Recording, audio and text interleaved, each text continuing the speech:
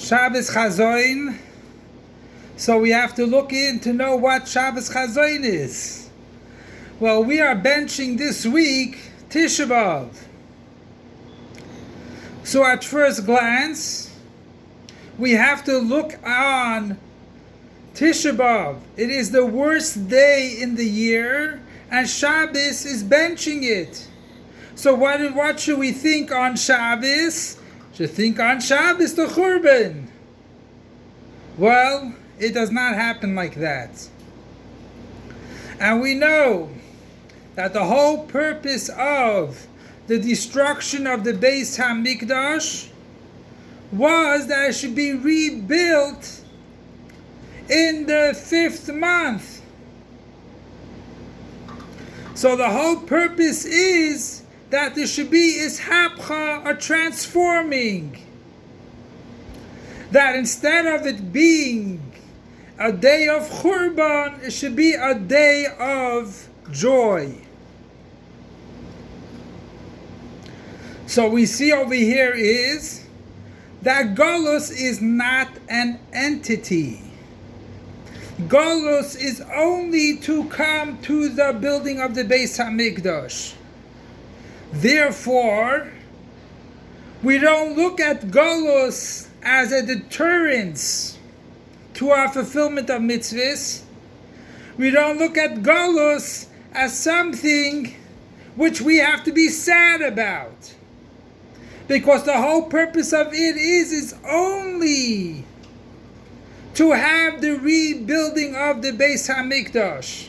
That is its all existence of Tisha B'Av is. And not only that it'll be rebuilt some other time, no, dafke in the time of Churban in the 5th month, that's when it will be rebuilt. So it's a pure ishapcha. And we know that in the Gemara it says already, kol hakitzin, all end dates were finished. Why do we say all end dates? Why all the kitzin finished? There's only one ketz that has to be finished. And we get out of galus.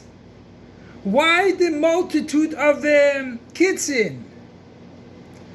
And if you want to say there's different kitzin, different times, different opinions, and elu ve'elu divrei Elokim chayim, that's up above. But we want Mashiach down here. We want the Beis HaMikdash in the physical world. Why do we have to go past one's ketz, go according to another one's ketz, and date and everything else?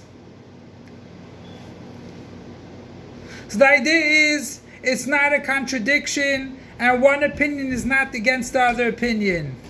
Everyone that said a ketz was how much they saw and that we accomplished in the time of galus, and how much they can contemplate the greatness of Mashiach. So they made a ketz and they told all the students about it. And this way it went also to the next mandamar, until the Frierdiker Rebbe's ketz. In Tafshin Gimel, 1943. So that was a ketz also. The idea is that every Manda Amar, every person said the ketz, which how much they accomplished. Later on, so and so, what they will accomplish the greater level. So therefore we have to make we have to make a ketz for that. But the Gemara says, kol hakitzin, it's all finished. So therefore,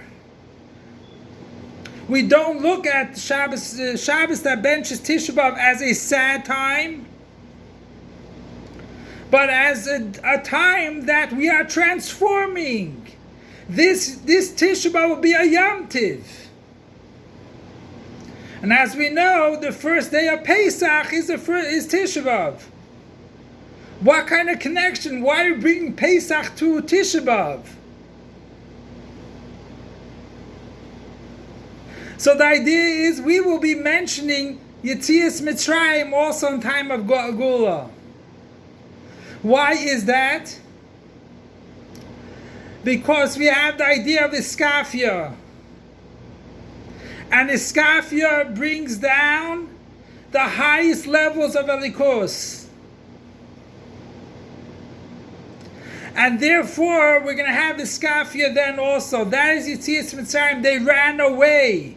They couldn't transform it. They had to run away. Iskafia.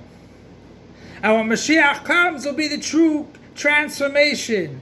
And hopefully it'll be right away today.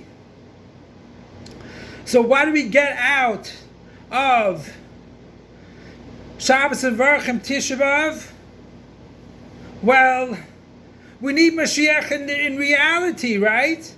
So our avodah has to be not just in Kedusha things and everything else, but also in our eating and drinking, because we want the Sheir Habar and Lev Yasan. We want Mashiach in reality, not in spiritual worlds. We want Mashiach in reality. Therefore, we eat much more and much fattier foods, much heavier foods, things which bring out the coarseness of the Gashmistic world, and eat it on this Shabbos to show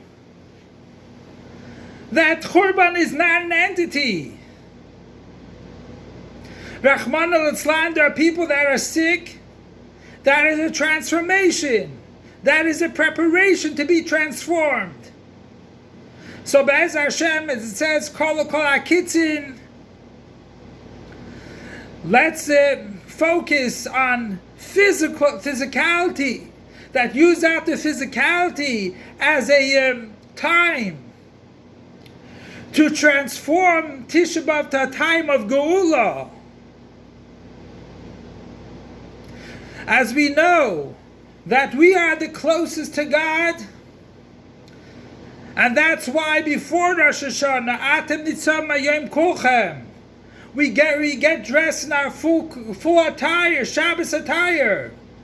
Why? Because we know that our Rosh Hashanah will be blessed, and God will give us a good year.